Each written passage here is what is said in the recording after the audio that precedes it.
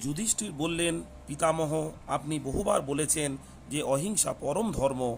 আপনার কাছে এও শুনেছি যে পিতৃগণ আমিষ ইচ্ছা করেন, সেজন্য শ্রাদ্ধে বহুবিধ মাংস দেওয়া হয়। হিংসা না করলে মাংস কোথায় পাওয়া যাবে? ভীষ্ম বললেন, যারা সৌন্দর্য, স্বাস্থ্য, আয়ু বৃদ্ধি, বল ও স্মরণশক্তি চান তারা হিংসা ত্যাগ করেন। স্বয়ম্ভু মনু বলেছেন, যিনি মাংসাহার ও পশু হত্যা করেন না তিনি সর্বজীবের মিত্র ও বিশ্বাসের পাত্র। নারদ বলেছেন, যে পরের মাংস দ্বারা নিজের মাংস বৃদ্ধি করতে চায় সে কষ্টভোগ করে। মাংসাশী লোক যদি মাংসাহার ত্যাগ করে তবে সে ফল পায়। বেদোধ্যায়ন ও সকল যজ্ঞের অনুষ্ঠান করেও সেরূপ ফল পেতে পারে না। মাংস ভোজনে আসক্তি জন্মালে তা ত্যাগ করা কঠিন। মাংস বর্জন ব্রত আচরণ করলে সকল প্রাণী অভয় লাভ করে। যদি মাংসভোজী না থাকে তবে কেউ পশু হনন করেন না। মাংস ঘাতকের জন্যই পশু ঘাতক হয়েছে। মনু বলেছেন, যজ্ঞাদি কর্মে এবং শ্রাদ্ধে পিতৃগণের উদ্দেশ্যে যে মন্ত্রপুত সংস্কৃত মাংস নিবেদিত হয় তা পবিত্র হবিস্বরূপ। তা ভিন্ন অন্য মাংস, বৃথা মাংস এবং অভক্ষ। যুধিষ্ঠির বললেন, মাংসাশী লোকে পিষ্টক, শাক প্রভৃতি সাধু খাদ্য অপেক্ষা মাংস ইচ্ছা করে। আমিও মনে করি মাংসের তুল্য সরস খাদ্য কিছুই নেই। অতএব আপনি মাংসাহার ও মাংস বর্জনের দোষ গুণ বলুন।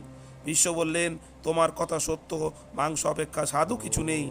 কৃষ, দুর্বল, ইন্দ্রসেবী ও পথশ্রান্ত লোকের পক্ষে মাংসই শ্রেষ্ঠ খাদ্য। তাতে সদ্য বলবৃদ্ধি ও পুষ্টি হয়। কিন্তু যে লোক পরমাংশ দ্বারা নিজ মাংস বৃদ্ধি করতে চায় তার অপেক্ষা ক্ষুদ্র ও নৃশংসতা কেউ নেই। বেদে আছে, পশুগণ যজ্ঞের নিমিত্ত সৃষ্টি হয়েছে, অতএব যজ্ঞ ভিন্ন।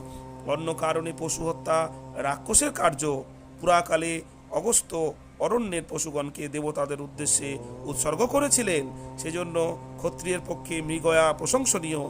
লোকে মরণপণ করে মৃগয়ায় পবিত্র হয়।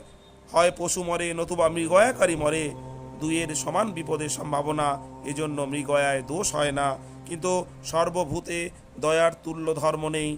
দয়ালু তপস্বীদের ইহলোকে ও পরলোকে জয় হয়। প্রাণদানী শ্রেষ্ঠ দান, আত্মা অপেক্ষা প্রিয়তর কিছু নেই। অতএব আত্মবান মানবের সকল প্রাণীকেই দয়া করা উচিত। যারা পশু মাংস খায় পরজন্মে তারা সেই পশু কর্তৃক ভক্ষিত হয়।